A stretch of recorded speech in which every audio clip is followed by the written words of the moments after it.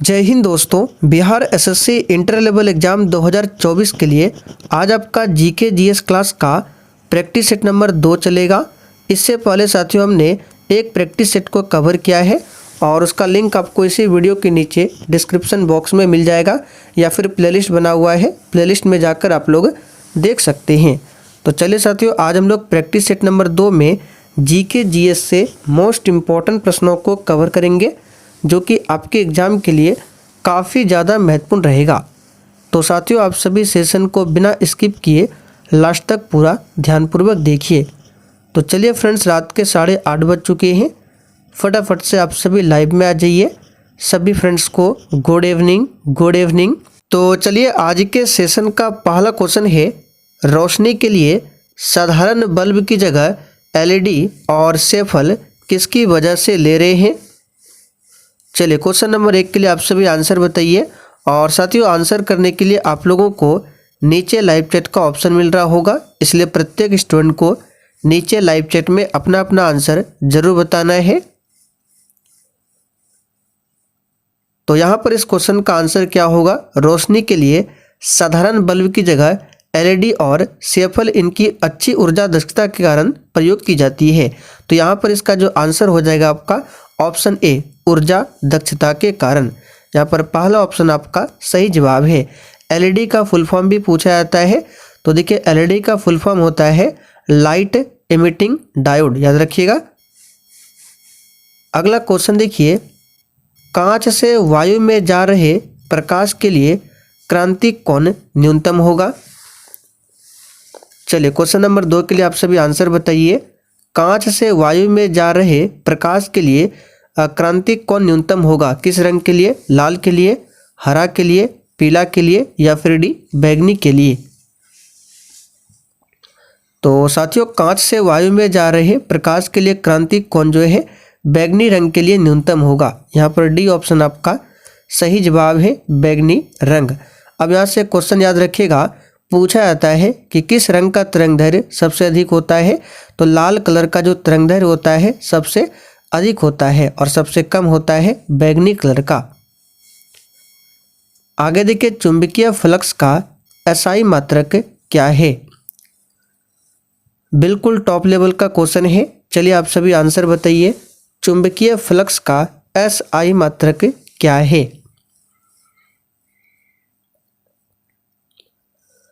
तो साथियों, चुंबकीय फ्लक्स का एसआई मात्रक होता है वेबर, जो कि डी ऑप्शन में दिया हुआ है। तो यहाँ पर डी ऑप्शन आपका सही जवाब है। क्या होता है? वेबर। निम्न में से कौन सी एक गैर अपचायक शुगर है।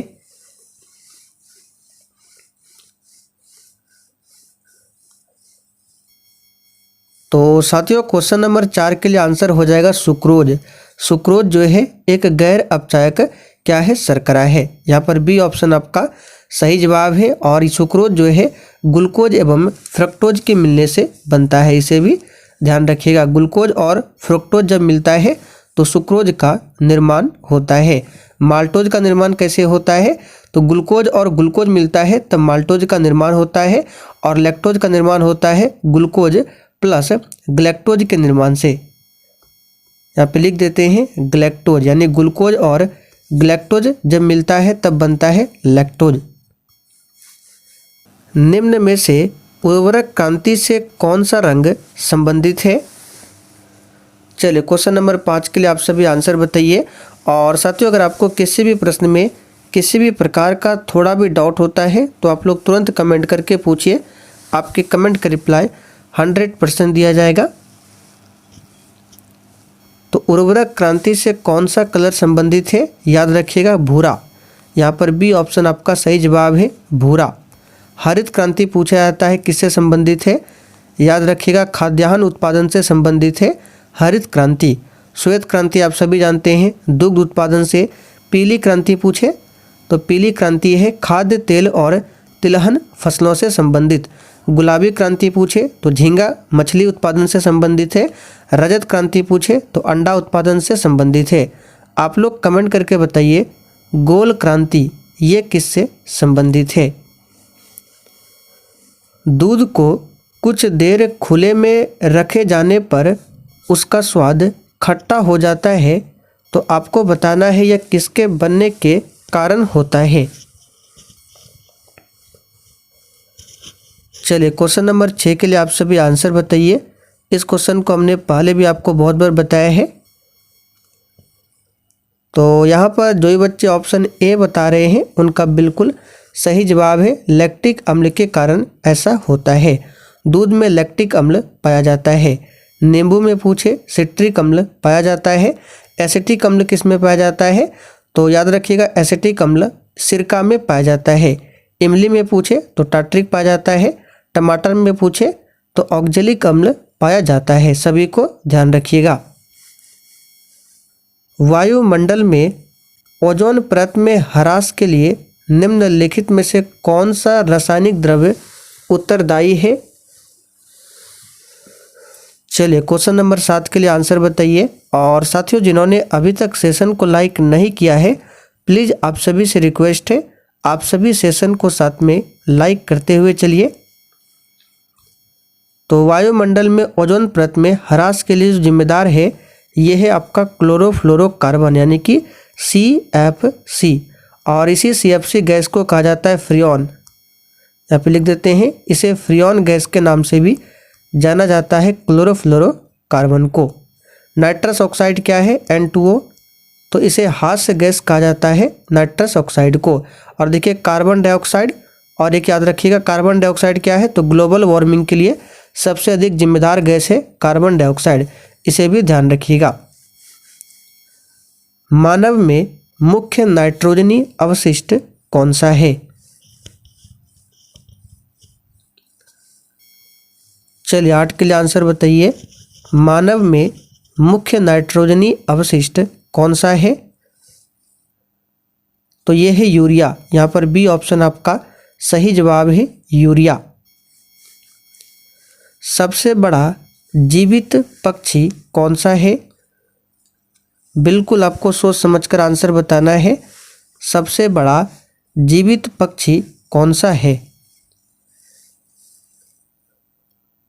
सही आंसर है शुतुरमुर्ग। ये क्या है? सबसे बड़ा जीवित पक्षी है। डोडो क्या है? एग्जाम में क्वेश्चन पूछा जाता है कि डोडो क्या है। तो देखिए ये विलुप्त हो चुका है, ये एक पक्षी है डोडो जो कि विलुप्त हो चुका है। मोर क्या है? भारत का राष्ट्रीय पक्षी है। डेंगू ज्वर का कारण क्या है?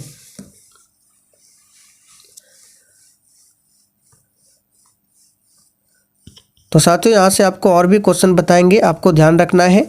बीमारी से संबंधित एग्जाम में क्वेश्चन लगभग पूछा ही जाता है। तो सबसे पहले डेंगू ज्वर का जो कारण है ये है वायरस। यहाँ पर डी ऑप्शन आपका सही जवाब है, वायरस बोले तो विषाणु। अब यहाँ से क्वेश्चन बनता है, याद रखिएगा विषाणु के कारण कौन कौन सा रोग होता है, आप लोग नोट कर लीजिएगा। तो देखिए रेबीज हो गया, पीलिया हो गया, डेंगू, एड्स, खसरा आदि सभी रोग जो है किसके कारण होता है? वायरस के कारण होता है। अब बचा आपका बैक्टीरिया यानी कि जीवाणु। तो जीवाणु से होने वाला रोग कौन कौन सा है? डिप्थीरिया, काली खांसी, हैजा, टाइफाइड, टिटनस, ये सभी क्या है? बैक्टीरिया यानी कि जीवाणु के कारण होने वाला रोग है। और प्रोटोजोआ यानी कि परजीवी के कारण क्या होता है? तो मलेरिया। याद रखिएगा मलेरिया बीमारी जो है वो प्रोटोजोआ के कारण होता है। प्रोटोजोआ का मतलब होता है परजीवी। थैलेसीमिया एक आनुवांशिक बीमारी है, यह किसको प्रभावित करती है? यहाँ से आपको यह भी ध्यान रखना है थैलेसीमिया क्या है? एक प्रकार का आनुवांशिक बीमारी है। और यह प्रभावित किसको करती है? तो याद रखिएगा इसका सही जवाब है रुधिर यानी कि खून को प्रभावित करती है। ऑपरेशन फ्लड किससे संबंधित है? चलिए बहुत ही आसान क्वेश्चन है, आंसर बताइए। ऑपरेशन फ्लड किससे संबंधित है? तो साथियों ऑपरेशन फ्लड का संबंध है भारत में दुग्ध उत्पादन क्षमता को बढ़ाना। तो यहाँ पर इसका आंसर हो जाएगा दुग्ध उत्पादन से संबंधित है ऑपरेशन फ्लड। चलिए आगे बढ़ते हैं। आगे देखिए किसने सरकार को 1950 में सर्वोदय योजना प्रस्तुत किया था? चलिए, अच्छा क्वेश्चन है, आंसर बताइए। किसने सरकार को 1950 में सर्वोदय योजना प्रस्तुत किया था? तो याद रखिएगा साथियों, जयप्रकाश नारायण ने। किसने? जयप्रकाश नारायण ने। और सर्वोदय शब्द की बात करें, यहाँ से क्वेश्चन बनता है कि सर्वोदय शब्द का प्रयोग सबसे पहले किसने किया था? तो महात्मा गांधी ने किया था। विनोबा भावे, ध्यान रखना है, इन्होंने पवनार आश्रम की स्थापना किया था। पवनार आश्रम पूछा जाता है कि पवनार आश्रम की स्थापना किसने किया था? विनोबा भावे ने। यह भारत के साथ सबसे कम स्थलीय सीमा बांटता है। तो कौन सा देश है जो कि भारत के साथ सबसे कम स्थलीय सीमा बांटता है? सिंपल सा क्वेश्चन है, ऑप्शन के अकॉर्डिंग चलना है। सबसे कम तो अफगानिस्तान बांटता है, लगभग 106 किलोमीटर, लेकिन ऑप्शन में अफगानिस्तान नहीं है। तो अफगानिस्तान के बाद आता है भूटान, भूटान के बाद है म्यांमार। तो देखिए यहाँ पे दिया है म्यांमार, जो कि इन चारों ऑप्शन में से सबसे कम स्थलीय सीमा भारत के साथ लगाता है। और सबसे अधिक पूछे तो बांग्लादेश, ये लगभग 4096.7 किलोमीटर सीमा साझा करता है। किस वर्ष के बजट में जीएसटी का पहली बार जिक्र किया गया था?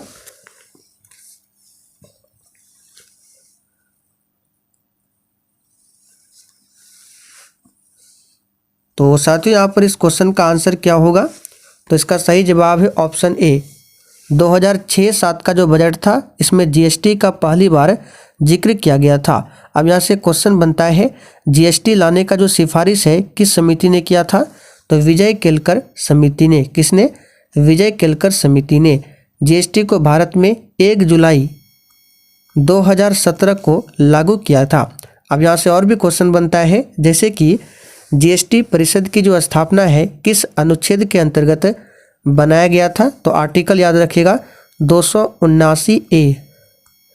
कौन सा हो जाएगा? 279A। और भारतीय संविधान संशोधन अधिनियम जो था वो कौन सा था? 101वां। यानी कि इस 101वें द्वारा कानून बनाया गया था जीएसटी के लिए। और जीएसटी परिषद का अध्यक्ष पूछे तो भारत सरकार का वित्त मंत्री होता है। सभी फैक्ट को ध्यान रखिएगा। जीएसटी एक प्रकार का क्या है? अप्रत्यक्ष कर है, यानी इनडायरेक्ट टैक्स का उदाहरण है। राष्ट्रीयकरण से पहले स्टेट बैंक ऑफ इंडिया का नाम क्या था? तो सिंपल सा क्वेश्चन है। तो एसबीआई का पुराना नाम था इंपीरियल बैंक ऑफ इंडिया, जो कि ऑप्शन ए में दिया गया है। तो यहाँ पर पहला ऑप्शन आपका सही जवाब है, इंपीरियल बैंक ऑफ इंडिया। और स्टेट बैंक की स्थापना कब होती है? तो 1955 में। यह गायन शैली नवाब वाजिद अली शाह के दरबार में शुरू हुई थी। तो कौन से गायन शैली है जो कि नवाब वाजिद अली शाह के दरबार से शुरू हुई थी? तो याद रखिएगा ये है ठुमरी। यहाँ पे सही कर लीजिएगा, डुमरी नहीं होगा, ठुमरी। ब्राजील की मुद्रा क्या है? चलिए, क्वेश्चन नंबर 19 के लिए आंसर बताइए। आपके एग्जाम में देश और मुद्रा से संबंधित क्वेश्चन भी पूछा जाता है। तो ब्राजील की मुद्रा का नाम है रियाल, जो कि बी ऑप्शन, सॉरी यहाँ रियाल नहीं रियल होगा। ब्राजील की मुद्रा का नाम क्या है? तो याद रखिएगा रियल है। और रियाल जो है सऊदी अरब की मुद्रा का नाम है रियाल।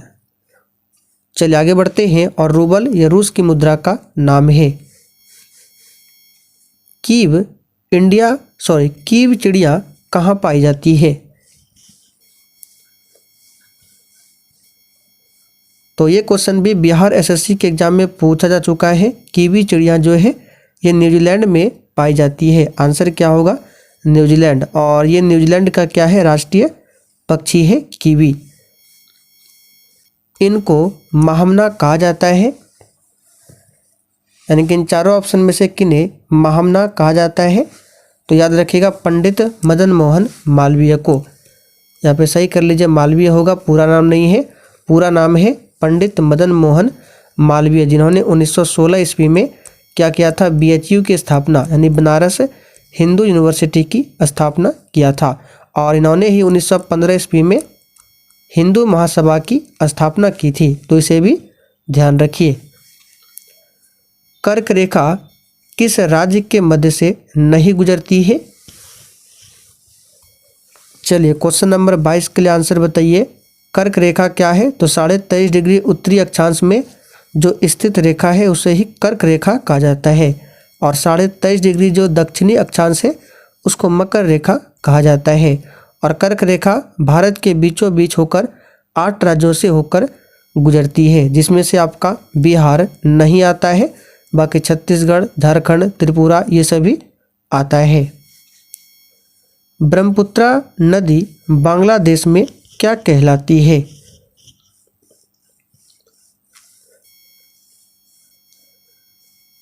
तो आसान क्वेश्चन है। ब्रह्मपुत्रा नदी को बांग्लादेश में जमुना नाम से पुकारा जाता है, याद रखिएगा। यहाँ पर बी ऑप्शन आपका सही जवाब है। और इसी ब्रह्मपुत्रा नदी को तिब्बत में पूछे तो तिब्बत में इसे सांगपो कहा जाता है, और ब्रह्मपुत्रा नदी को अरुणाचल प्रदेश में दिहांग कहा जाता है। क्या कहा जाता है? दिहांग, याद रखिएगा। और असम में ब्रह्मपुत्रा नदी को ब्रह्मपुत्रा कहा जाता है। बैंक नोट प्रेस कहाँ पर स्थित है?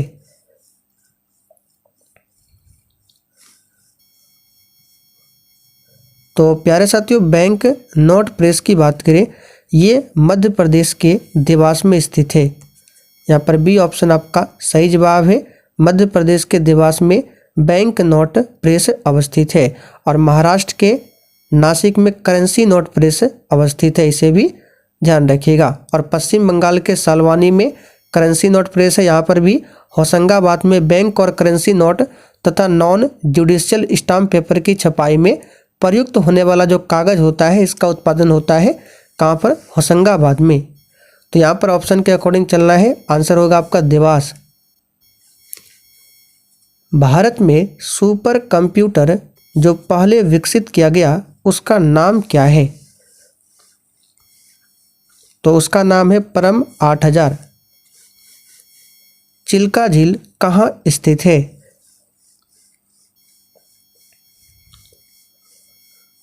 तो प्यारे साथियों, चिल्का झील की बात करें, ओडिशा राज्य में स्थित है चिल्का झील। और ये क्या है? खारे पानी की एक लैगून झील है चिल्का। प्रतिवर्ष जनसंख्या घनत्व सर्वाधिक है, यहाँ पे सही कर लीजिए। यहाँ पे होगा, यानी कि 2011 की जनगणना के अनुसार बताना है सबसे अधिक जनसंख्या घनत्व किस राज्य की है। तो ये तो सिंपल सा क्वेश्चन है, आप सभी जानते हैं, बिहार। पहला ऑप्शन आपका सही जवाब है। 2011 की जनगणना के अनुसार भारत का जनसंख्या घनत्व पूछे तो 382। बिहार का नहीं बता रहे, भारत का बता रहे हैं। भारत में कितना है? तो 382 व्यक्ति प्रति वर्ग किलोमीटर। आप लोग कमेंट करके बता दीजिए बिहार में जनसंख्या घनत्व क्या है। सुमात्रा द्वीप कहाँ स्थित है? तो साथियों, सुमात्रा द्वीप ये हिंद महासागर में स्थित है। सिंपल सा क्वेश्चन है। किस देश में सर्वाधिक टाइम जोन है?